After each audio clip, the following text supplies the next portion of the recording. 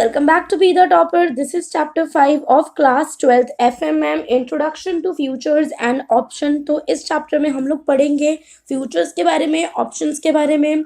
तो यहाँ पे देखो, अगर स्टार्ट करें इस चैप्टर को तो सबसे पहले मैं आपको बोलूँगी कि जो क्लियरिंग एंड सेटलमेंट वाला चैप्टर गाइस वो पूरा हो चुका है। फोर्थ के कुछ पार्ट्स बचे हैं वो मैंने नहीं कराए हैं बिकॉज मेरे को इतना टाइम नहीं मिल पा रहा था। तो आई थॉट कि अब मैं फिफ्थ शुरू करा देती हूँ, तो मैंने करा दिया। पर जितना मैंने करा दिया उतना तो आप देख ही लो। चैप्टर 5 मैंने आज शुरू करा है, introduction to futures and option. अगर आपने ये नहीं देखा है, आपने नहीं समझ में आया आपको अभी तक, तो इस वीडियो को डेफिनेटली वॉच करो, तभी आपको समझ में आएगा। रिसेंट ईयर में अगर हम शुरू करें चैप्टर को, तो रिसेंट ईयर में derivatives have become increasingly important in the field of finance. अगर हम फाइनेंस के फील्ड में देखें तो डेरिवेटिव्स बहुत ज़्यादा इंपॉर्टेंट हो चुके हैं। आजकल हर कोई डेरिवेटिव में अपना पैसे को इन्वेस्ट करना चाहता है, और हमने देख लिया है आगे के चैप्टर्स में कि फ्यूचर्स एंड ऑप्शन में किस तरीके से एक्टिवली ट्रेडिंग होती है। ज़्यादातर एक्सचेंजेस पे फॉरवर्ड कॉन्ट्रैक्ट जो होते हैं वो हमारे OTC मार्केट में बहुत ज़्यादा पॉपुलर है, वहाँ पे उसकी बहुत ज़्यादा ट्रेडिंग होती रहती है। एंड सबसे पहले हम लोगों ने ये भी डिस्कस किया था और कि यहाँ पे कि भाई कितना ज़्यादा ये सब चीज़ें आजकल पॉपुलर है जनता के बीच में। फॉरवर्ड कॉन्ट्रैक्ट को जब इस चैप्टर की बात करें तो इसके एडवांटेजेस पढ़ रहे होंगे, इसके लिमिटेशन पढ़ेंगे, फ्यूचर कॉन्ट्रैक्ट्स के बारे में पढ़ेंगे, वो क्या होता है, क्या कॉन्सेप्ट है, कैसे वो डिफरेंट है फॉरवर्ड कॉन्ट्रैक्ट से। इन सब टर्मिनोलॉजीज को अच्छे से पढ़ने वाले हैं इस चैप्टर में। तो चलो शुरू करते हैं इस चैप्टर को। जो सबसे पहला हमारा टॉपिक है वो है हमारा फॉरवर्ड कॉन्ट्रैक्ट, और यहाँ पे हमें यही बता रखा है कि इस चैप्टर में मतलब हम लोग क्या क्या पढ़ने वाले हैं। जो सबसे पहला मेन टॉपिक है उस पर आ जाते हैं, फॉरवर्ड कॉन्ट्रैक्ट्स पे। तो देखो फॉरवर्ड कॉन्ट्रैक्ट्स क्या होता है। सबसे पहले अगर हम इसकी पहली लाइन को ही देखें तो यहाँ पर क्या लिखा हुआ है, a forward contract is an agreement to buy or sell an asset on a specified date for a specified price. एक फॉरवर्ड कॉन्ट्रैक्ट क्या होता है, एक अग्रीमेंट होता है दो पार्टीज के बीच में। एक बाय कर रही होती है, एक सेल कर रही होती है, एक किसी भी एसेट के ऊपर। एक स्पेसिफाइड डेट पे हम ये खरीदेंगे बेचेंगे और एक स्पेसिफाइड प्राइस हमारे पास रहेगा। तो ये जो आपकी डेफिनेशन है ना फॉरवर्ड कॉन्ट्रैक्ट की, मान लो अगर आपसे 1 नंबर में क्वेश्चन आ जाए व्हाट इज फॉरवर्ड कॉन्ट्रैक्ट, तो आपको इसको अच्छे तरीके से लर्न करना है। यहाँ से यहाँ तक कि एकदम मेन है, जो एकदम क्रक्स है ना इसका, वो यही चीज़ है कि फॉरवर्ड कॉन्ट्रैक्ट क्या होता है, एक अग्रीमेंट होता है बाय एंड सेल करने के लिए किसी भी एसेट को। एक स्पेसिफाइड डेट होती है एंड एक स्पेसिफाइड प्राइस होता है हमारा कि हम इस एसेट को इतनी डेट पर इतने रुपए में खरीदेंगे या फिर बेचेंगे। तो हेंस क्या हो गया, ये एक forward commitment type of derivative है। हम पहले ही फॉरवर्ड मतलब पहले ही हम लोग यहाँ पे कमिटमेंट कर देते हैं कि भाई हम इतने रुपए पे इतनी डेट को हम ये चीज़ खरीदने वाले हैं, और इस कमिटमेंट को फुलफिल करना ही होता है। फ्यूचर में ऐसा कोई आपके पास ऐसी रिस्ट्रिक्शंस नहीं होती हैं। बस फॉरवर्ड कॉन्ट्रैक्ट की अगर हम बात करें तो यहाँ पे आपके पास रिस्ट्रिक्शंस होती हैं क्योंकि कमिटमेंट होती है, तो आपको इसको फॉलो करना ही पड़ता है। अब जो दो पार्टी होती है, मैंने बताया कि आपको दो पार्टी होती है, तो एक पार्टी क्या होती है, उसके पास लॉन्ग पोजीशन होती है। लॉन्ग पोजीशन किसके पास होती है, जो कि बाय पोजीशन पे रहता है कि भाई वो खरीदेगा। उसने अग्री किया है कि मैं स्पेसिफाइड फ्यूचर डेट पे स्पेसिफाइड प्राइस पे आपसे ये वाला अंडरलाइंग एसेट जो है वो ये ले लूंगा, खरीद लूंगा, ठीक है। ये हो गया long position, buy position. Other party की अगर हम बात करें तो वो सेलिंग पे होती है, तो सेल पोजिशन पे होती है, तो उसकी पोजिशन को हम लोग बोलते हैं शॉर्ट पोजिशन। और शॉर्ट पोजीशन में क्या होता है कि आपने एक पार्टी जो कि जिसके पास शॉर्ट पोजीशन है वो इस बात पर अग्री हुई है कि वो इस पर्टिकुलर एसेट को इस सेम डेट पर इस सेम प्राइस पे, जो कि लॉन्ग पोजीशन होल्डर ने बोला है, जो कि बायर ने बोला है, उस पर सेम डेट सेम प्राइस पे बेच देगा अपने एसेट को, ठीक है। और जो कॉन्ट्रैक्ट डिटेल्स होती हैं लाइक डिलीवरी डेट हो गया, डिलीवरी कहाँ पे करनी है या कितनी डेट को करनी है, कौन से प्राइस होगा, कितनी क्वांटिटी होगी, ये सब बायलैटरली मतलब दो लोग मिलके जो भी पार्टी में होते हैं, जो उस कॉन्ट्रैक्ट में होते हैं, दो पार्टी बाय और एंड सेलर, दोनों बायलैटरली इस चीज़ को डिस्कस कर लेते हैं, क्या डेट होगी, क्या प्राइस होगा, क्या क्वांटिटी होगी, ये लोग अपना देख लेते हैं। The forward contracts are normally traded outside the exchange in the OTC market.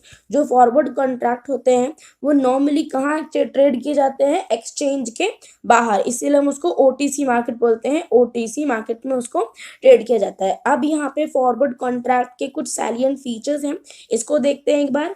तो देखो जो हमारा सबसे पहला जो सैलिएंट फीचर है उसका अगर मैं आपको पॉइंट बताऊं तो वो पॉइंट है भाई काउंटर पार्टी रिस्क। ठीक है। पहले अगर आपसे एक क्वेश्चन पूछा जाए तो आपको जो बिंदु, जो आपको पॉइंट देना है वो क्या देना है, काउंटर पार्टी रिस्क हमारे फॉरवर्ड कॉन्ट्रैक्ट्स में होता ही होता है। अब क्यों होता है, कैसे होता है, इसको मैं आपको बताती हूँ। They are bilateral contracts. अब यहाँ पे क्या होता है, जो फॉरवर्ड कॉन्ट्रैक्ट होते हैं वो बायलैटरल कॉन्ट्रैक्ट होते हैं, क्योंकि उसमें दो पार्टी होती है, एक बायर होता है, एक सेलर होता है, और इसी की वजह से इसमें काउंटर पार्टी रिस्क होता है। अब जब दो पार्टी रहेंगी तभी तो दूसरी पार्टी रिस्क कर सकती है ना, कोई भाग सकती है, कोई डिफॉल्ट कर सकता है, तभी दूसरी पार्टी की वजह से ये रिस्क हो जाता है। अब यहाँ पर देखो, जो फॉरवर्ड कॉन्ट्रैक्ट है वो इसीलिए भी यहाँ पर रिस्क ज़्यादा बढ़ जाता है, क्योंकि यहाँ पे क्या होता है, ये जो फॉरवर्ड कॉन्ट्रैक्ट है ये दो इंडिविजुअल्स के बीच में होते हैं, या दो कंपनीज के बीच में होते हैं, या दो इंस्टीट्यूशन में होते हैं, और ये जो फॉरवर्ड कॉन्ट्रैक्ट होते हैं इसको कोई भी एक्सचेंज ओवरसी नहीं कर रहा होता, मतलब कोई भी रेगुलेटरी बॉडी इसको देख नहीं रही है। वैसे भी ये ओटीसी मार्केट्स में होते हैं, तो यहाँ पे क्या होता है कि इसको कोई भी रेगुलेटरी बॉडी देख नहीं रही होती है, ओटीसी में होता है, कोई भी ऊपर देखने वाला नहीं है, कोई अथॉरिटी से आप कंप्लेन नहीं कर सकते हो, तो इसकी वजह से भी काउंटर पार्टी रिस्क बढ़ जाता है। अगर दोनों पार्टीज अच्छी हैं, उनकी अच्छी सुलह है, आपस में दोनों बात मान रही हैं, तब तो सही है। नहीं तो जो दूसरी पार्टी होती है वो अगर डिफॉल्ट कर जाती है तो फिर दूसरे को, अगर मान लो कि सेलर ने नहीं दिया तो बायर को भी नुकसान होगा। तो ये सारी चीज़ें होती रहती हैं। Standard contracts laws apply to these contracts though, पर अगर हम देखें तो यहाँ पे रेगुलेटरी बॉडी अथॉरिटी और कोई नहीं होती है फॉरवर्ड कॉन्ट्रैक्ट को ओवरसी करने के लिए। बट जो स्टैंडर्ड कॉन्ट्रैक्ट लॉ होते हैं, मतलब देश में जितने भी कॉन्ट्रैक्ट लॉ हो रहे हैं, कॉन्ट्रैक्ट के लिए लॉज बनाए जाते हैं कि दो लोगों के बीच में अगर कॉन्ट्रैक्ट होगा तो उसके ये सारे नियम कानून होंगे, तो वो तो सब फॉरवर्ड कॉन्ट्रैक्ट पे लगते हैं। ऐसी कोई बात नहीं कि मतलब कुछ भी नहीं है, तो वो सारी चीज़ें लगती हैं। बट हाँ, एक्सचेंज की तरफ से या फिर सेबी की तरफ से कोई रेगुलेटरी बॉडी यहाँ पर नहीं होती है। दूसरे पे आते हैं। दूसरा क्या कह रहे हैं कि each contract is custom design. जो हर जितने भी कॉन्ट्रैक्ट होते हैं फॉरवर्ड कॉन्ट्रैक्ट, वो सब कस्टम डिजाइंड होते हैं, और उसी की वजह से क्या होता है, इनका कॉन्ट्रैक्ट साइज में इनकी जो टर्म्स होती हैं, एक्सपायरेशन डेट्स है, एसेट टाइप, क्वालिटी है, उसमें एक यूनिकनेस आ जाती है, क्योंकि वो कस्टम डिजाइंड है। इसी की वजह से बहुत ज़्यादा यूनिकनेस वहाँ पर आ जाती है। Even the delivery and storage terms may be negotiated mutually and built into the contract. यहाँ तक कि आप जो डिलीवरी होती है, स्टोरेज होगी, भाई कितना सामान कब पहुँचाना है, कैसे पहुँचाना है, कहाँ पहुँचाना है, मतलब ये सारे जो चीज़ें हैं, ये सब जो दोनों पार्टीज़ हैं वो म्यूचुअली इस चीज़ को डिस्कस कर सकते हैं, नेगोशिएट कर सकते हैं। और इसी की वजह से क्या होता है, जो दो पार्टीज़ होती हैं कॉन्ट्रैक्ट में, उनको बहुत ज़्यादा फ्लेक्सिबिलिटी मिल जाती है कि वो अपने अकॉर्डिंग चीज़ें कर सकती हैं, जो कि फ्यूचर्स में नहीं होता। फ्यूचर्स में ऐसा कुछ नहीं होता। फॉरवर्ड कॉन्ट्रैक्ट आपके अकॉर्डिंग ही बनता है, आप जैसा चाहते हो वो उसी की तरह बनेगा। आपका जैसे कॉन्ट्रैक्ट साइज आप रखना चाहते हो वो वैसा रहेगा, एक्सपायरेशन डेट जो आप रखना चाहते हो वो रहेगी, एसेट टाइप, क्वालिटी जो आप रखना चाहते हो वो होती है। तो इसी की वजह से क्या होता है कि जो दो पार्टीज होती हैं वो म्यूचुअली अपना कॉन्ट्रैक्ट बिल्ड कर लेती हैं, देख लेती हैं भाई उसको क्या चीज़ें सही लग रही हैं, क्या चीज़ें सही नहीं लग रही हैं, उसके बाद वो अपना खुद ही कर लेते हैं सब कुछ। और उसी की वजह से उनको एक हायर फ्लेक्सिबिलिटी मिलती है। किसी भी कॉन्ट्रैक्ट, जो भी पार्टीज दोनों होती हैं कॉन्ट्रैक्ट में, उनको बहुत ज़्यादा हायर फ्लेक्सिबिलिटी मिलती है काम करने के लिए, जो कि फ्यूचर्स में नहीं होता। तो ये और एक अच्छी बात है फॉरवर्ड कॉन्ट्रैक्ट की, कि ये फ्लेक्सिबिलिटी बहुत देता है पार्टीज़ को जो भी कॉन्ट्रैक्ट में होती हैं। यहाँ पर एक और बात हमें बताई गई है कि जो कॉन्ट्रैक्ट, ये जो कॉन्ट्रैक्ट प्राइस होता है ये जनरली पब्लिक डोमेन में अवेलेबल नहीं होता है, क्योंकि ये जो कॉन्ट्रैक्ट है ये सब प्राइवेटली नेगोशिएटेड होते हैं, दो लोग मतलब आपस में कर लेते हैं, तो पब्लिक डोमेन में पता नहीं चल पाता कि इस कॉन्ट्रैक्ट का कितना प्राइस है। नेक्स्ट पॉइंट हमारा क्या कह रहा है कि on the expiration date the contract has to be settled by delivery of the asset. अब जैसे ही आपकी एक्सपायरेशन डेट आएगी, कॉन्ट्रैक्ट कैसे सेटल होगा कि भाई जो भी आपको एसेट की डिलीवरी करनी थी बेसिकली सेलर को, वो बायर को कर देगा, एंड जो बायर है वो उसको पैसे देगा। अगर स्टार्टिंग में भाई कैश सेटल कैसे होती है, ये अगर आपने जब भी कॉन्ट्रैक्ट जब किया था तो at the Inception of the contract आपने भाई बोल दिया था कि हम भाई कैश लेंगे, तो कैश सेटलमेंट में क्या होता है, जो पार्टीज होती हैं वो पे करती हैं, जैसे कि जो बायर है वो सेलर को कैश पे करेगा। तो अगर सेलर को कोई लॉस होने वाला है उस इन्वेस्टमेंट से या फिर गेन होने वाला है, तो वो सब उसको कैश के फॉर्म में ही मिलेगा। ठीक है, तो ये चीज़ यहाँ पर बता रखी है। और यहाँ पर देखो यार एक बात और ज़्यादा बता रखी है इन्होंने, पांचवा जो हमारा पॉइंट है, if the party wishes to reverse the contract, अगर कोई पार्टी रिवर्स करना चाहती है कॉन्ट्रैक्ट को, मतलब अगर मान लो कि बायर एंड सेलर में कॉन्ट्रैक्ट हुआ, उन्होंने कहा भाई दोनों, अब जब कॉन्ट्रैक्ट होता है तो क्या है, कुछ स्पेसिफाइड टर्म्स यहाँ पर दी जाती हैं जिसपे ये दोनों अग्री करते हैं, बायर भी मान गया सेलर भी मान गया, ठीक है। अब उसमें से एक पार्टी चाहती है कि हम इस कॉन्ट्रैक्ट को रिवर्स करें, भाई मुझे नहीं करना है तो मैं रिवर्स करना चाहता हूँ इसको, तो it has to compulsorily go to the same counter party which often results in high prices being charged. अब क्या होता है कि मान लो अगर सेलर इस कॉन्ट्रैक्ट को नहीं करना चाहता तो उसको बायर के पास जाना पड़ेगा, जो भी सेम पर्सन था बायर उसके पास जाना पड़ेगा, एंड उसके बाद क्या होगा, इसमें हाई प्राइसेस सेलर से चार्ज की जाएंगी, बिकॉज ये एक कस्टमाइज्ड कॉन्ट्रैक्ट होता है, ये आप दोनों की जो जो पार्टीज इसमें इंगेज रहती हैं उनकी पर्टिकुलर नीड्स, उनकी वांट्स के हिसाब से इस कॉन्ट्रैक्ट को बनाया गया था, and it would be very difficult to find another counter party with the exact same terms as the original contract to enter into an equal in opposite transaction. और ये जो है ये चीज बड़ी मुश्किल हो जाएगी एक काउंटर पार्टी के लिए कि वो भाई दूसरी ऐसी काउंटर पार्टी ढूंढे जो कि मान लो अगर आप, जैसे कि मैं बता रही हूँ कि भाई सेलर गया बायर के पास कि भाई मुझे अभी कॉन्ट्रैक्ट नहीं करना, तो बायर के लिए जो दूसरा सेलर है ढूंढना बड़ा मुश्किल हो जाएगा, क्योंकि ये हो सकता है ना कि भाई हर टर्म्स एंड कंडीशन हर दो बंदे को सूट नहीं कर सकती, मेरे और आपके बीच में जो अग्रीमेंट हुआ ऐसा नहीं है कि अगर मैं हट जाऊंगी तो दूसरा बंदा आएगा तो वो भी सारी टर्म्स एंड कंडीशंस को मान लेगा, है ना, उसकी कुछ अपनी अलग बात होगी, आपकी कुछ अपनी अलग बात होगी, और उसी की वजह से जो भी पार्टी रिवर्स करना चाहती है कॉन्ट्रैक्ट को उससे काफी हाई चार्जेस लिए जाते हैं, क्योंकि यार अगर आप ये चीजें देखना चाहते हो ना पहले ही देख लो कि आपको क्या चाहिए क्या नहीं चाहिए। तो गाइज आई होप आपको ये सारी चीज़ें जो मैंने आपको सैलिएंट फीचर बताए फॉरवर्ड कॉन्ट्रैक्ट के आपको समझ में आए होंगे। अगर आपको कोई भी डाउट है तो कमेंट करके आप डेफिनेटली पूछ सकते हो, मैं ट्राई करूंगी कि आपके प्रॉब्लम का सोल्यूशन दे दूं आपको। फॉरवर्ड कॉन्ट्रैक्ट इलस्ट्रेशन पे आते हैं, यहाँ पे हमको एक एग्जाम्पल के थ्रू बेसिकली बहुत अच्छे तरीके से इन्होंने बता रखा है कि आप समझ जाओ कि कब किस जंक्चर पे क्या क्या होता है। तो फॉरवर्ड कॉन्ट्रैक्ट का इलस्ट्रेशन है ये, the working of a forward या future contract can be depicted as follows at the beginning of the transaction. जब ट्रांजेक्शन शुरू हो रही होती है तो क्या होता है, एक बायर है एक सेलर है, दोनों क्या कर रहे हैं, fixed price contract for exchange of securities at a fixed time in future. इन दोनों पार्टीज ने एक फिक्स्ड प्राइस कॉन्ट्रैक्ट किया है किस चीज के लिए, कि भाई हम फ्यूचर में इस फिक्स टाइम पर आपको सिक्योरिटीज का एक्सचेंज करेंगे हम दोनों आपस में, ठीक है। और नो मनी और asset is exchange at this juncture. जो सेलर है बिकॉज उसके पास कुछ एसेट्स हैं एंड जो बायर है उसके पास कुछ मनी है, तो ना तो बायर ने अपनी मनी दी है सेलर को अभी और ना ही सेलर ने अपनी एसेट्स अभी बायर को दी है, ठीक है। वही बात यहाँ पर लिखी हुई है।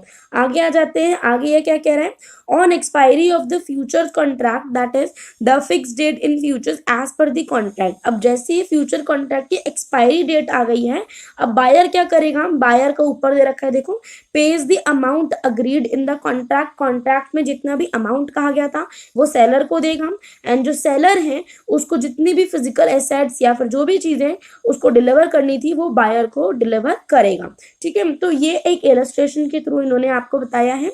अब आ जाते हैं 5.2 पे, लिमिटेशंस ऑफ फॉरवर्ड मार्केट्स। हम देखेंगे कि भाई फॉरवर्ड मार्केट्स की क्या लिमिटेशन है, क्या ड्रॉबैक्स हैं, क्या कुछ ऐसी प्रॉब्लम्स हैं जो कि फॉरवर्ड कॉन्ट्रैक्ट्स में डील करने वाले लोग दुनिया भर में वर्ल्ड वाइड उन सारी प्रॉब्लम से जूझ रहे हैं, उनको फेस करनी पड़ती हैं। तो यहाँ पे हमें कुछ प्रॉब्लम्स बता रखी हैं, ध्यान से सुनना, पॉइंट वाइज है, एक्सप्लेनेशन में आपको देती चलूंगी।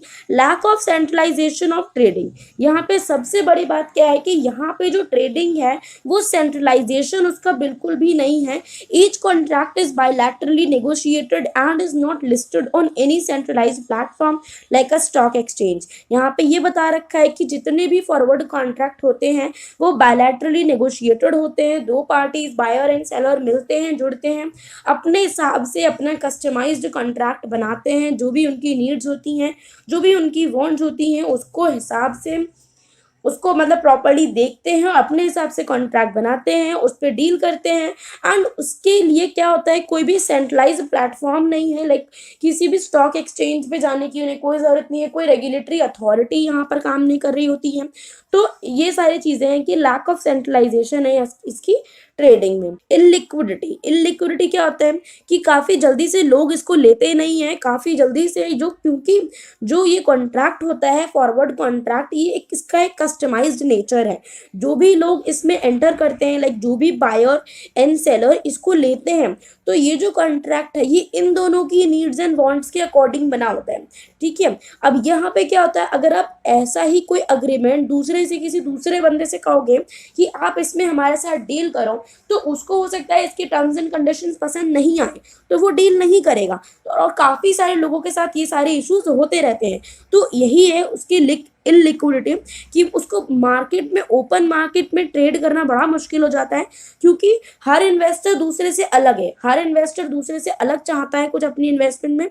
और इसी की वजह से अगर आप इसको ओपन मार्केट में बेचने जाओ तो लोग इसको नहीं लेते हैं, क्योंकि उनकी वांट्स के हिसाब से ये प्रॉपर उनको नहीं लगता है। तीसरा जो हमारे पास है वो है counter party risk. Counter party risk हमने अभी भी पढ़ा था थोड़ी देर पहले भी। Risk of default by any party to the transaction. अब यहाँ पे क्या होता है, डिफॉल्ट करने का रिस्क होता है। अगर बायर अगर सही है तो सेलर डिफॉल्ट कर जाएगा, सेलर अगर सही है तो बायर डिफॉल्ट कर जाएगा।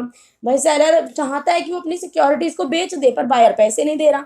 बायर चाहता है कि वो पैसे दे दे, सिक्योरिटी ले ले, पर जो सेलर है वो सिक्योरिटी नहीं दे रहा। तो ये सारी चीजें होती रहती हैं। यहाँ पे जो हमने ऊपर के दो पढ़े वो ये बता रहे हैं कि टू मच फ्लेक्सिबिलिटी और जनरलिटी होती है, मतलब लोग उसको बड़ा हल्के में ले लेते हैं, अपने हिसाब से ही चल रही है सब कुछ। फॉरवर्ड मार्केट क्या है, एक रियल स्टेट मार्केट की तरह है, जहाँ पे दो पार्टी आती हैं और अपना कॉन्ट्रैक्ट बनाती हैं और उस पर डील कर जाती हैं। This often makes them design the terms of the deal which are convenient in that specific situation but makes the contract non tradable. अब यहाँ पे क्या होता है कि जो दोनों जो पार्टी हैं, जो भी कॉन्ट्रैक्ट में इंगेज्ड हैं, वो अपनी कन्वीनियंस के हिसाब से उस स्पेसिफिक सिचुएशन को देखते हुए अपने हिसाब से डील की टर्म्स एंड कंडीशंस को बनाते हैं, जो कि दूसरों के लिए नॉन ट्रेडेबल हो जाते हैं। जब दूसरे लोगों को वो टर्म्स एंड कंडीशन पसंद नहीं आते हैं तो वो लोग उसमें ट्रेड नहीं करते हैं। Counter party risk is quite high in case of forward contracts.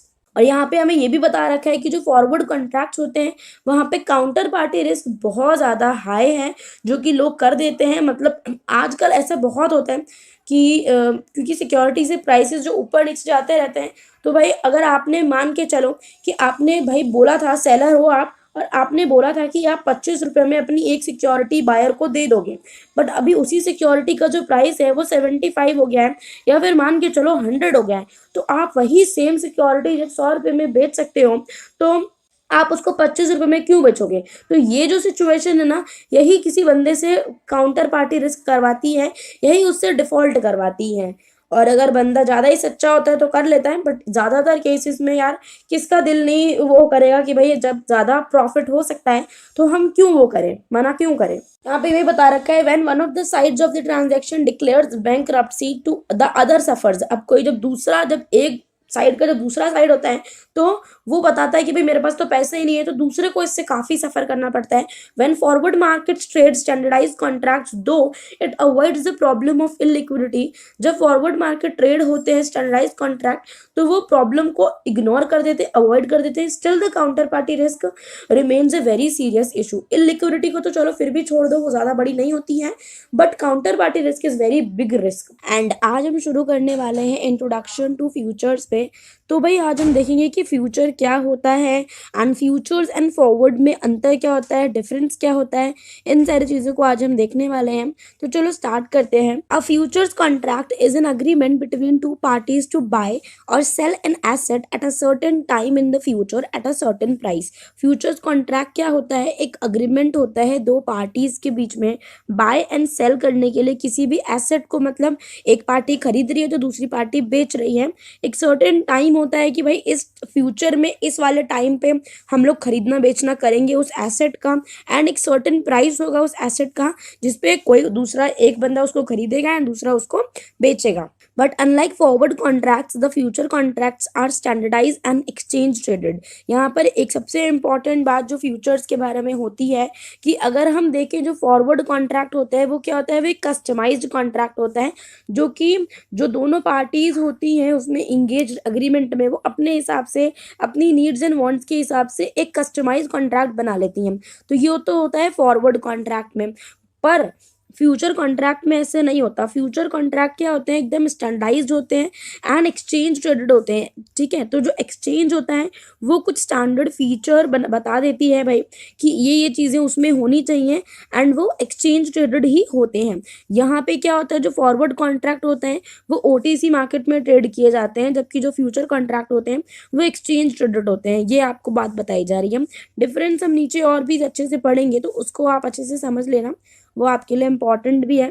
To facilitate liquidity in the futures contract the exchange specify certain standard features of the contract.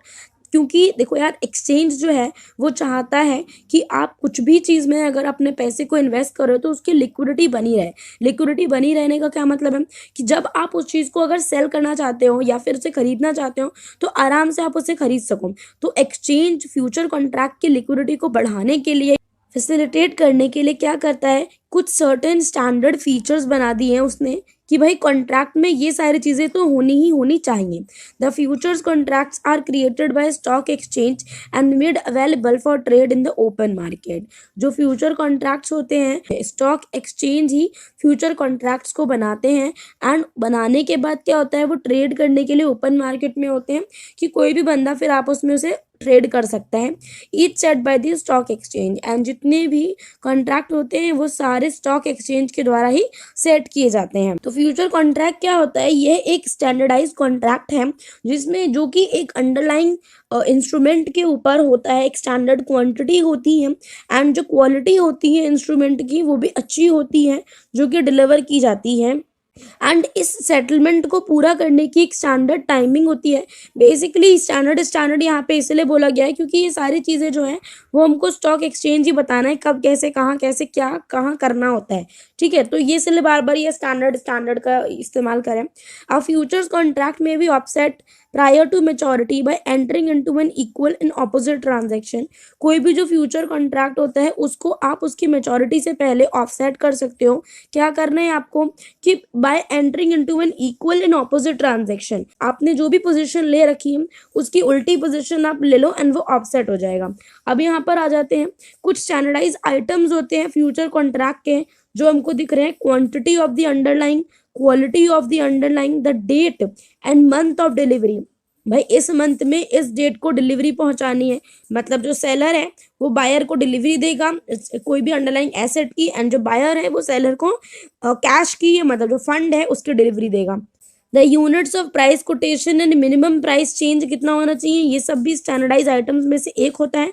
Location of settlement, ये सब भी standardise items होते हैं future contracts के। तो यार अब देखो, अब हम आ गए अपने 5.4 पे जहाँ की हमको डिफरेंस बताया जाएगा फ्यूचर एंड फॉरवर्ड कॉन्ट्रैक्ट में। तो जो काफ़ी लोग हैं जो इसमें ट्रेडिंग करते हैं, मतलब तो या जो इसके बारे में सीख रहे हैं, तो उनको काफ़ी ज़्यादा कन्फ्यूजन होता है कि भाई फॉरवर्ड एंड फ्यूचर में डिफरेंस क्या है, ये कैसे एक दूसरे से डिस्टिंक्ट है। तो ये कन्फ्यूजन इसलिए होता है क्योंकि भाई ये क्या काम करते हैं, दोनों का इकोनॉमिक फंक्शन ये है कि रिस्क को एलोकेट करते हैं। बट अगर हम फ्यूचर की बात करें तो ये बहुत ही सिग्निफिकेंट इम्प्रूवमेंट है ओवर फॉरवर्ड कॉन्ट्रैक्ट, बिकॉज जो फॉरवर्ड कॉन्ट्रैक्ट होते हैं उसमें बहुत ज़्यादा काउंटर पार्टी रिस्क होता है एंड जो फ्यूचर कॉन्ट्रैक्ट होते हैं इसमें इस काउंटर पार्टी रिस्क को एलिमिनेट किया जाता है। एंड जो फॉरवर्ड कॉन्ट्रैक्ट है उसमें लिक्विडिटी कम होती है, फ्यूचर कॉन्ट्रैक्ट में लिक्विडिटी ज़्यादा होती है। अब ये ऐसे अगर मैं ऐसे करके बताऊंगी तो आप लोग समझ नहीं पाओगे। यहाँ पे एक टेबल दे रखी है, इसको आप भी अच्छे से पढ़ लेना एंड समझ लेना, और हो सकता है आपके एग्जाम में क्वेश्चन पूछ लिया जाए क्योंकि इजी भी है, इजी टू लर्न भी है एंड इम्पॉर्टेंट भी है ये। तो आपसे पूछा जा सकता है distinction between futures and forwards. तो फ्यूचर्स की अगर हम देखें तो सबसे पहला पॉइंट है trade on an organise exchange. जो फ्यूचर्स होते हैं वो ऑर्गेनाइज एक्सचेंज पे ट्रेड किए जाते हैं, जबकि हम फॉरवर्ड्स को देखें तो ये ओटीसी इन नेचर है, ओवर द काउंटर ट्रेड किए जाते हैं। फ्यूचर्स में अगर हम दूसरे पे आए तो ये एक स्टैंडर्डाइज कॉन्ट्रैक्ट टर्म्स होते हैं। इनके जो टर्म्स होते हैं वो सब एक्सचेंज बनाता है, और एक्सचेंज के पहले से बने हुए एक स्टैंडर्डाइज एक वो है फॉर्मेट है जिसमें आप अपनी चीज़ें एंटर कर सकते हो, बाकी कुछ नहीं। फॉरवर्ड क्या होता है, एक कस्टमाइज कॉन्ट्रैक्ट होते हैं ये, जिसमें जो भी दोनों पार्टीज इसमें एंगेज रहती हैं वो अपने हिसाब से इसको कर सकती हैं जैसा भी वो करना चाहती हैं। फ्यूचर्स में अगर हम देखें तो ये मोर लिक्विड होते हैं क्योंकि इसमें रिस्क कम होता है। ये स्टैंडर्डाइज्ड होते हैं, मतलब तो सबके लिए एक ही जैसा है, चाहे कोई भी, चाहे बायर बदल जाए चाहे सेलर बदल जाए, बात वही है। यहाँ पे ये लेस लिक्विड रहते हैं। लेस लिक्विड हमने पिछली वीडियो में हमने इस चीज़ को देखा था कि क्योंकि ये कस्टमाइज्ड होते हैं तो हर इंसान की अपनी नीड्स एंड वांट्स के अकॉर्डिंग ये बनाए जाते हैं। मान लो कि कोई एक बंदा नहीं लेना चाहता, आप जो भी चीज़ बेच रहे हो, तो अगर आप दूसरों से कहो कि भाई तुम ये ले लो, तो उसके नीड्स एंड वांट्स के अकॉर्डिंग वो कॉन्ट्रैक्ट नहीं होगा। तो ये लेस लिक्विडिटी है कि ज़रूरी नहीं है कि हर इंसान उसको ले ले। पर वहीं पर अगर फ्यूचर्स की बात करें तो क्योंकि टर्म्स एंड कंडीशन वो सेम ही है, सबके लिए सेम है, तो आप अगर उसे लेना चाहो तो ले सकते हो, इसलिए ये मोर लिक्विड हो जाता है। एंड जो फॉरवर्ड है वो बहुत ही लेस लिक्विड होता है। चौथे पे आए तो यहाँ पे जो फ्यूचर्स होते हैं यहाँ पे मार्जिन पेमेंट की रिक्वायरमेंट होती है, क्योंकि यहाँ पे काउंटर पार्टी रिस्क कम होता है, इसलिए हम पहले से ही मार्जिन पेमेंट ले लेते हैं। मतलब जो स्टॉक ब्रोकर वगैरह हैं या जो भी है, जो भी फ्यूचर में आपकी ट्रेडिंग करवा रहे हैं, तो वो क्या करते हैं, आपसे पहले ही मार्जिन पेमेंट ले लेते हैं, ताकि आपको एक डर बना रहे कि भाई देखो मैं ऑलरेडी अपना पैसा इतना फंसा चुका हूँ, तो मैं भागूँ नहीं या मैं फ्रॉड नहीं करूँ। क्योंकि यहाँ पहले से ही मार्जिन क्या होता है, जितना रिस्क दिखाई देता है कि भाई इतना रिस्क हो सकता है, तो उतना पैसा उस बंदे से पहले ही ले लिया जाता है कि अगर रिस्क होने की चांसेस रहे, मतलब इसके भागने के अगर चांसेस रहे, तो ये पैसा काम आ जाएगा। तो बंदा पहले ही पैसा दे चुका होता है, इसीलिए वो भागता भी नहीं है। काउंटर पार्टी रिस्क भी, जो आपका छठा पॉइंट है, वो भी कम हो जाता है। यहाँ पे क्या होता है, फॉरवर्ड में मार्जिन कोई पेमेंट होती नहीं है, ओटीसी है, कोई रेगुलेटरी नहीं है देखने के लिए, कोई मार्जिन पेमेंट नहीं है, तो लोगों को कोई डर नहीं रहता। जैसे कि मान लो कि आपने किसी दुकान से सामान, आप किसी दुकान पर सामान खरीदने गए, आपने अभी पैसे नहीं दिए, मान लो उसने बोला कि आपकी जो एक किलो चीनी मान लो 50 रुपीज़ kg है, आपने सुन लिया एंड आपने काफ़ी देर उससे बहस करी, वो नहीं माना, आपने कहा चलो तोल दो, मैं अभी आ रहा हूँ दूसरी दुकान से कुछ और लेके, और आपने पैसे नहीं दिए। तो आप जब दूसरी दुकान पे गए, कुछ और लेने गए या दूध लेने गए, तो आपने उससे पूछा, उसने कहा भाई हम तो 45 के देंगे, तो आपने क्या करा, आपने वहीं से चीनी खरीद ली और वहां से कट लिए। तो अब उसका क्या होगा, उसने तोल के रख दिया है ना, उस पर आप क्या है, क्योंकि आपने मार्जिन पे नहीं किया है ना, आपने पहले पैसे कर दे दिए होते, तो आप वहीं से सामान लेते। मार्जिन तो नहीं है, बट आपके लिए मुझे लगता है काफ़ी अच्छा एग्जाम्पल है, समझ में आ गया होगा कि क्योंकि आपने कोई मार्जिन पेमेंट नहीं की है तो काउंटर पार्टी रिस्क करना बड़ा आसान हो जाता है। इसीलिए फॉरवर्ड कॉन्ट्रैक्ट में काउंटर पार्टी रिस्क बहुत ज़्यादा हाई होता है। फ्यूचर्स क्या है, फॉलोज डेली सेटलमेंट, यहाँ पे डेली सेटलमेंट होता है। एंड जो फॉरवर्ड कॉन्ट्रैक्ट की बात करें तो यहाँ पे at the end of the period, पूरा जब खत्म हो जाता है तो उसके बाद हमारा सेटलमेंट होता है। अब आ जाते हैं 5.5 पे, फ्यूचर्स टर्मिनोलॉजी। फ्यूचर्स में जितनी भी टर्मिनोलॉजी है वो सब आपको बताई जाएंगी। सबसे पहला है हमारे पास लॉन्ग पोजीशन। तो भाई देखो, जो भी इन्वेस्टर कॉन्ट्रैक्ट को खरीदता है, जो भी इन्वेस्टर कॉन्ट्रैक्ट को खरीदता है and therefore the underlying asset is set to assume a long position in the transaction. जो भी बंदा, जो भी इन्वेस्टर कॉन्ट्रैक्ट को खरीदता है, उसकी पोजीशन को हम कहते हैं कि भाई उसकी जो पोजीशन है वो कौन सी पोजीशन है, लॉन्ग पोजीशन है, बाय करने वाली पोजीशन है। शॉर्ट पोजीशन की बात करें, जो भी इन्वेस्टर कॉन्ट्रैक्ट को सेल कर रहा होता है उसकी पोजीशन को हम लोग बोलते हैं short position. And these are terms also used in case of other derivative contracts. और ये जो दोनों टर्म्स हैं ये अदर डेरिवेटिव कॉन्ट्रैक्ट्स की कॉन्ट्रैक्ट्स में भी यूज की जाती हैं। अब आते हैं थर्ड पे, स्पॉट प्राइस। स्पॉट प्राइस क्या होता है, देखो यार यहाँ पे आपको आपकी स्क्रीन पर दिख रहा होगा, मैंने एक स्क्रीनशॉट लगाया है इन्वेस्टोपीडिया से, जो कि बहुत आसान है। मतलब क्या होता है, एक ऐसा प्राइस जिसपे इमीडिएटली मार्केट में अंडरलाइंग एसेट बिक सकती है या खरीदी जा सकती है, जो इमीडिएट प्राइस हो रहा है मार्केट में, उसी को हम लोग बोलते हैं स्पॉट प्राइस। नेक्स्ट पे आते हैं futures price, the price that is agreed upon at the time of the contract for delivery of an asset at a specific future date.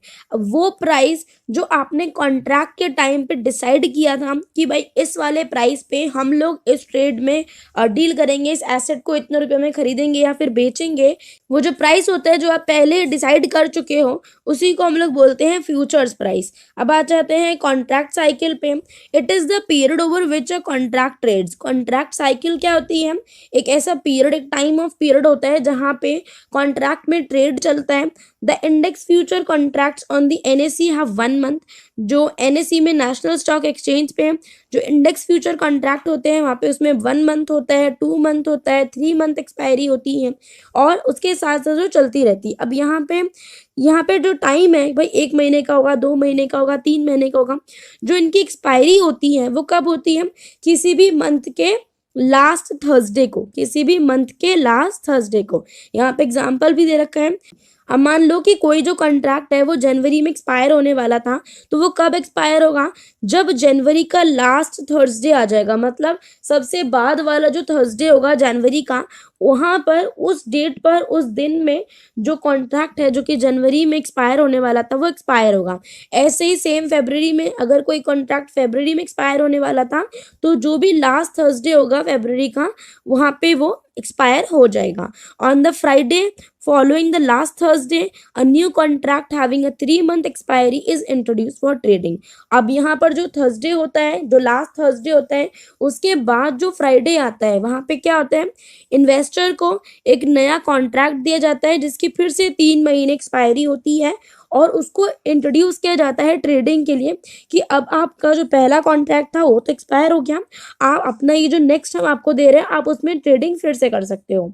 अब आ जाते हैं एक्सपायरी डेट पर। एक्सपायरी डेट वो date होती है जिस पर जो भी कॉन्ट्रैक्ट होता है उसका हमारा फाइनल सेटलमेंट होता है ना, मतलब जिस दिन अगर आपका जो कॉन्ट्रैक्ट है वो खत्म हो रहा होता है उसी को हम लोग बोलते हैं एक्सपायरी डेट। नेक्स्ट आ जाते हैं कॉन्ट्रैक्ट साइज। कॉन्ट्रैक्ट साइज क्या होता है? The amount of asset that has to be delivered under one contract, this is also called the lot size. Contract size क्या होता है कि जितनी भी एसेट, जितनी भी अमाउंट की एसेट आपको एक कॉन्ट्रैक्ट के अंडर डिलीवर करनी होती है उसको हम लोग बोलते हैं कॉन्ट्रैक्ट साइज और इसको हम लॉट साइज भी बोल सकते हैं। बेसिस क्या होता है?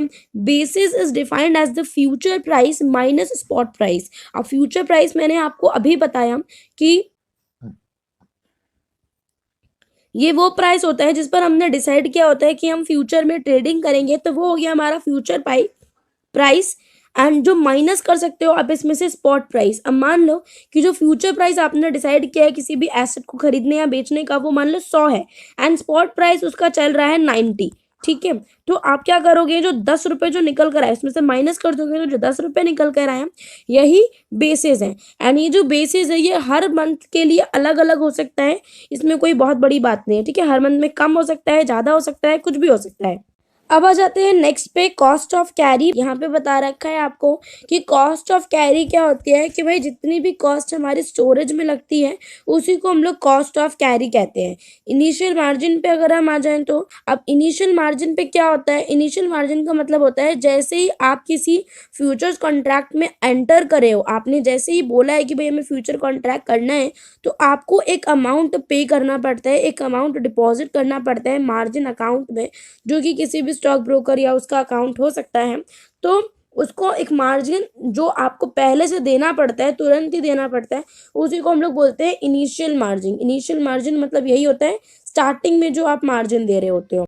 अब आ जाते हैं मार्किंग टू मार्केट पे। मार्किंग टू मार्केट क्या होता है? अगर हम फ्यूचर मार्केट की बात करें तो at the end of the each trading day, जैसे ही एक ट्रेडिंग डे खत्म होता है, जब ट्रेडिंग रुक जाती है कि भाई इसके आगे ट्रेडिंग नहीं होगी, तो क्या होता है? जो मार्जिन अकाउंट होता है उसको एडजस्ट किया जाता है, उसको देखा जाता है और उससे पता चल जाता है कि भाई इन्वेस्टर को आज में लॉस हुआ है या फिर आज गेन हुआ है उसको।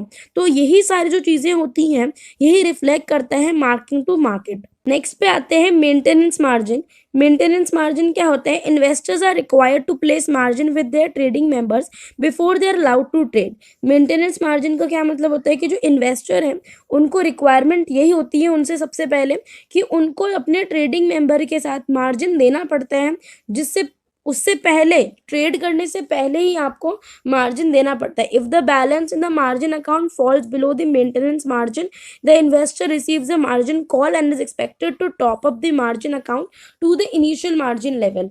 अगर जो ये बैलेंस होता है मार्जिन अकाउंट में, ये नीचे चला जाता है मेंटेनेंस मार्जिन से भी, तो इन्वेस्टर को एक कॉल किया जाता है कि आप और मार्जिन पे करो, एंड उसके बाद ही ट्रेडिंग शुरू होती है नेक्स्ट डे से। एंड आज पढ़ने वाले हैं trading underlying versus trading single stock future.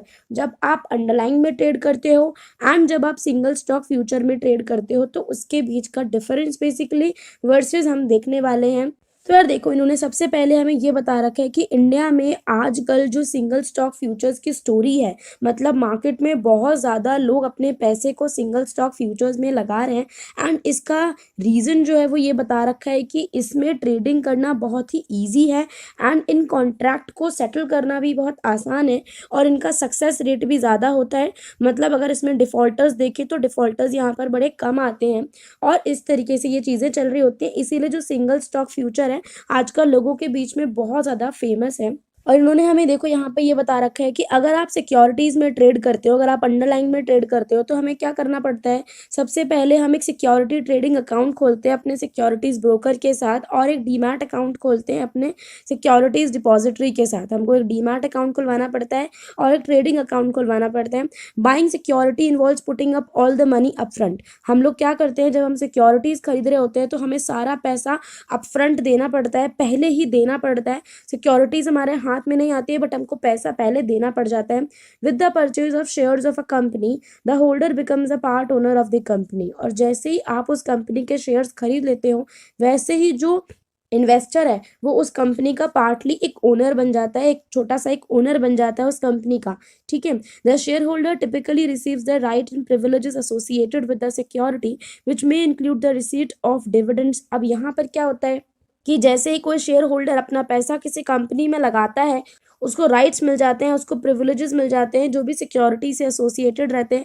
Like उसको रिसिप्ट मिल जाती है डिविडेंड्स की, invitation to the annual shareholders meeting. जब एनुअल शेयर होल्डर्स मीटिंग हो रही होती है तो उनको एक इन्विटेशन जाता है, उनको पावर टू वोट भी होता है, उनके पास ये भी पावर होती है कि वो वोट कर सकते हैं। और इन केस अगर आपको सिक्योरिटीज बेचनी होती है तो आपको पहले सिक्योरिटीज खरीदनी पड़ेगी। You have to buy the securities before selling it. आपको खरीदनी पड़ेंगी। और जहाँ पे शॉर्ट सेलिंग का केस आता है, शॉर्ट सेलिंग हमने चैप्टर 1 में पढ़ा था।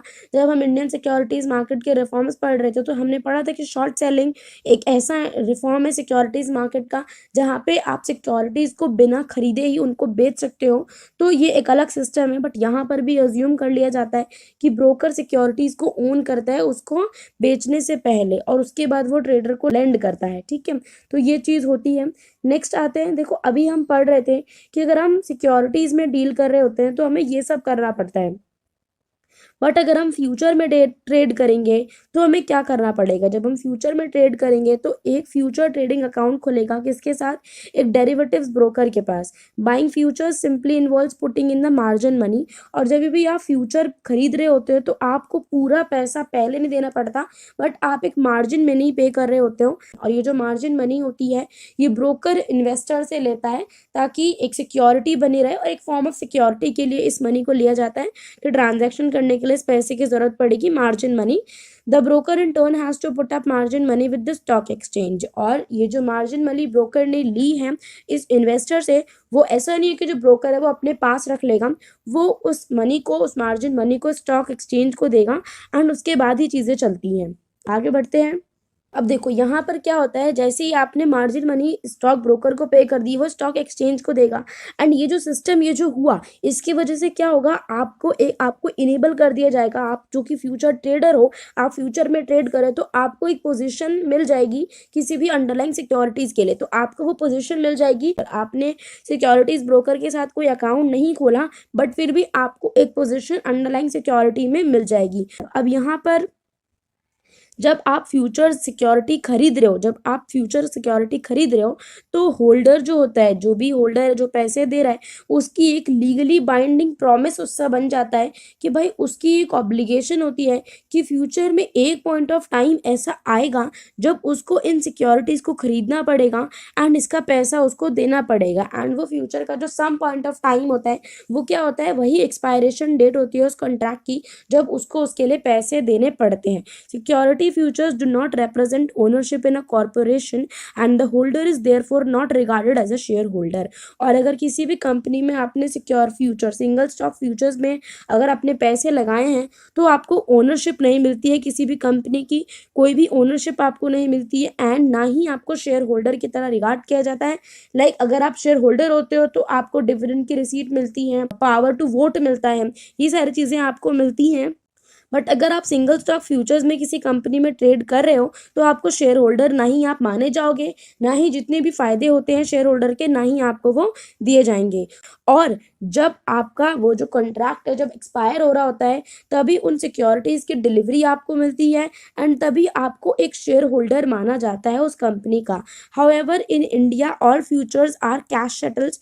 और जो इंडिया की अगर हम बात करें तो जितने भी फ्यूचर्स होते हैं वो सब कैश से सेटल होते हैं। The investor does not gate physical delivery of share on expiration of the contract. Cash settle का क्या मतलब है कि कैश से वो सेटल हो जाता है, जो फिजिकल शेयर है वो उसको नहीं मिलता, वो इन्वेस्टर को फिजिकल डिलीवरी नहीं होती है शेयर्स की, बस वो कैश से सेटल हो जाती हैं। तो यार अब आ जाते हैं अपने नेक्स्ट टॉपिक पे विच इज़ 5.7 फ्यूचर पे ऑफ। तो यहाँ पर हम देखेंगे यार सबसे पहले कि पे ऑफ क्या होता है। तो देखो यार पे ऑफ एक लाइकली प्रॉफिट और लॉस होता है जो कि किसी भी मार्केट पार्टिसिपेंट को हो सकता है। जो भी अंडरलाइंग एसेट आपने खरीदी हुई है, जो भी अंडरलाइंग एसेट आपने ली हुई है, तो उसके प्राइसेस में चेंज आते रहते हैं, कभी ऊपर जाता है कभी नीचे जाता है। तो प्राइसेस में चेंज आने की वजह से कभी प्रॉफिट होता है कभी लॉस होता है। तो ये जो लाइकली प्रॉफिट एंड लॉस होता है किसी भी अंडरलाइन के प्राइसेस में चेंज होने की वजह से, इसी को हम लोग बोलते हैं पे ऑफ। ठीक है, तो ये तो हो गया सिंपल। यहाँ पे मैं एक स्क्रीनशॉट लगा दूंगी गाइस, इसको देख लो एंड यही आपके लिए पे ऑफ की बड़ी अच्छी सी डेफिनेशन रहेगी और इससे आपको समझ में भी आ जाएगा। ठीक है, तो payoff is positive if the position held bring profit to the holder.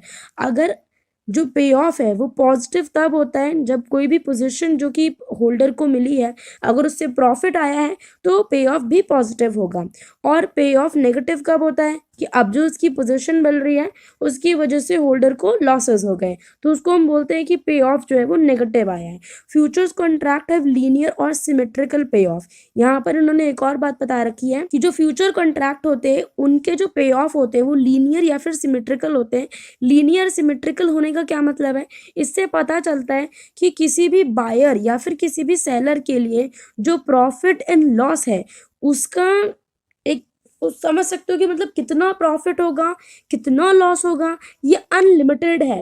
Like in simple words अगर हम बोले it means that the losses as well as the profits for the buyer and the seller of the futures contract are unlimited.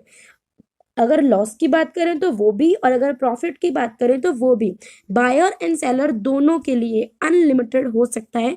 कोई वो नहीं है कि इतना ही loss होगा इतना ही प्रॉफिट होगा, ये अनलिमिटेड चलता रहता है। और ये जो लीनियर पे ऑफ्स होते हैं यही फैसिनेटिंग होते हैं क्योंकि लोगों को लगता है कि अगर ज़्यादा लॉस है तो ज़्यादा रिटर्न भी मिल सकता है हमको, तो यही वाली बात होती है। अब आ जाते हैं payoff for buyer of futures long future. जो बायर होती है उसकी पोजीशन को हम लॉन्ग पोजीशन कहते हैं। तो जो भी पर्सन होता है the payoff for a person who buys a futures contract is similar to the payoff for a person who holds an asset. जो बायर के लिए पे ऑफ होता है वही उस बंदे के लिए होता है जिसने वो एसेट ले रखी होती है। बेसिकली आप और करके समझ सकते हो इसको। तो यहाँ पे जो बायर है, फ्यूचर का जो बायर है, उसके पास एक पोटेंशियली अनलिमिटेड अपसाइड होती है and potentially unlimited down side हो सकती है। जैसे कि आप कह सकते हो कि कितना ऊपर जाएगा, अपसाइड मतलब कितना ऊपर जाएगा, लाइक कितना प्रॉफिट होगा इसकी भी कोई लिमिट नहीं होती है एंड आपको कितना लॉस हो सकता है इसकी भी कोई लिमिट नहीं होती है। तो यहाँ पर एक केस इन्होंने लिया है, speculator who buys a 2 month Nifty index future contract when the Nifty stands at 6000। जब निफ्टी 6000 रुपये पर था तब एक बंदे ने निफ्टी में पैसा लगाया। The underlying asset in the case is Nifty portfolio, और जो अंडरलाइंग एसेट होगा इस केस में वो क्या होगा, निफ्टी का पोर्टफोलियो कह सकते हो आप उसको। तो जैसे इंडेक्स ऊपर जाएगा तो उसकी जो लॉन्ग पोजीशन है, जो लॉन्ग फ्यूचर पोजीशन है, उसको प्रॉफिट होने लगेगा, और जब इंडेक्स मूव करेगा नीचे की तरफ तो उसको लॉस होने लगेगा। और आप इसको इस ग्राफ की तरफ से, ग्राफ की हेल्प से आप इसको समझ सकते हो कि जो होल्डर था उसने जब 6000 पे चला था तो इसको खरीदा, बट यहाँ पर देखो अपसाइड कितना जा सकता है, ये आपको ये बता रहे हैं कि अपसाइड ऊपर कितना भी जा सकता है। हमारी स्क्रीन खत्म हो गई, पर प्रॉफिट या लॉस भी जो है वो कहीं भी कितना भी हो सकता है, इस पर कोई लिमिट नहीं होती है। तो profit and loss potentially unlimited होते हैं, ये बात आपको इन्होंने बार बार ये लोग वही बताने की कोशिश कर रहे हैं, ठीक है। तो ये वही कह रहे हैं कि जो इन्वेस्टर है उसने फ्यूचर्स कब खरीदे, जब इंडेक्स से 6000 पे था। तो अगर इंडेक्स ऊपर जाएगा तो जो पोजीशन होगी वो प्रॉफिट बनाएगी, और अगर इंडेक्स नीचे जाएगा तो वो जो फ्यूचर की पोजीशन है वो लॉस शो करने लगेगी। तो गाइज अब हम लोग आ जाते हैं payoff for seller of future या फिर शॉर्ट फ्यूचर। अब जो लोग बेच रहे होते हैं उस पोजीशन को हम लोग बोलते हैं शॉर्ट पोजीशन। तो यहाँ पर देखो, यहाँ पर वही बात है, बट एक चीज यहाँ पर आपको ध्यान रखनी है, तो मैं वही बात आपको नीचे जाके बताती हूँ। The payoff for a person who sells a future contract is similar to the payoff for a person who shorts an asset. जो पे ऑफ किसी पर्सन के लिए उस पर्सन के लिए होता है जो कि कोई फ्यूचर का कॉन्ट्रैक्ट सेल कर रहा होता है, वो बिल्कुल सेम होता है उस पर्सन की तरह जो किसी एसेट को सेल कर रहा होता है। लाइक उसमें भी एक पोटेंशियली अनलिमिटेड अपसाइड होती है, कितना भी ऊपर जा सकता है और कितना भी नीचे आ सकता है। तो यहाँ पर हम सेम स्पेक्यूलेटर को लेंगे जहाँ पर निफ्टी स्टैंड कर रहा था 6000 पर। अब यहाँ पर यार एक चीज देखो, जब हम चीजें खरीद रहे होते हैं, लाइक हमने जब खरीदा, तो आप जब खरीद रहे हो तो जब प्राइसेस ऊपर जाएंगे तो आपको अच्छा लगेगा, यार मैंने कम में खरीद लिया तो आपको फायदा होगा। बट अभी ये जो पोजीशन है, अब यहाँ पर हम लोग बात कर रहे हैं बेचने की। तो जब आपने बेच दिया, अब मान लो कि आपने एक शेयर को 6000 रुपये पे, आप एक शेयर मानो फॉर एग्जाम्पल, आपने एक शेयर को 6000 रुपये में बेच दिया। अब उस शेयर का प्राइस 8000 रुपये हो गया। तो आप एक बात बताओ, तो आपके लिए ये प्रॉफिट होगा कि लॉस होगा? आपके लिए तो ये लॉस हो गया ना। लॉस कितने रुपए का? लॉस 2000 रुपये का हो गया। तो अगर शॉर्ट पोजीशन है, अगर सेल की पोजीशन है, तो वहां पे अगर इंडेक्स ऊपर जा रहा है, अगर इंडेक्स ऊपर जा रहा है तो आपको नुकसान होगा, ठीक है, आपको नुकसान होगा। और जब इंडेक्स नीचे की तरफ मूव करेगा, नीचे की तरफ मूव करेगा, तो आपको प्रॉफिट होगा। लाइक आपने कोई चीज 6000 में बेच दी, बट अब जो उसका प्राइस है मान लो वो 4000 रुपए का आ गया, ठीक है, तो आपको खुशी होगी ना कि अब ये भाई ये तो अब 4000 रुपए का हो गया, मैंने तो उसको 6000 में ही बेच दिया था। तो आपको यहाँ पे 2000 का प्रॉफिट दिख रहा है, तो ये चीज आपके लिए अच्छी है। बट अगर आप किसी बायर के उससे देखोगे तो ये चीज अच्छी नहीं है। तो आप इस चीज को ध्यान रखना कि पे ऑफ सेलर के लिए अगर हम बात करते हैं तो प्रॉफिट कब आता है, जब इंडेक्स नीचे की तरफ मूव करते हैं, और बायर के लिए ये प्रॉफिट क्या होगा, जब इंडेक्स ऊपर की तरफ मूव करेगा। तो ये चीज इंपॉर्टेंट है और यही डिफरेंस है जो आपको याद रखना है। ये आसान सी चीज थी, आई होप आपको समझ में आ गई होगी। तो यहाँ पर वही चीज है कि जब इंडेक्स नीचे जाएगा तो प्रॉफिट होगा फ्यूचर पोजीशन पे, और जब इंडेक्स ऊपर जाएगा तो उस पर्सन को लॉस हो जाएगा, ठीक है। तो गाइज आज की वीडियो के लिए सिर्फ इतना ही। आई होप आपको वीडियो समझ में आएगी। कोई भी डाउट हो तो कॉमेंट करके पूछो। वीडियो पसंद आई हो तो लाइक कर दो, चैनल पे अगर नए हो तो सब्सक्राइब कर लो। Thanks for watching, bye bye.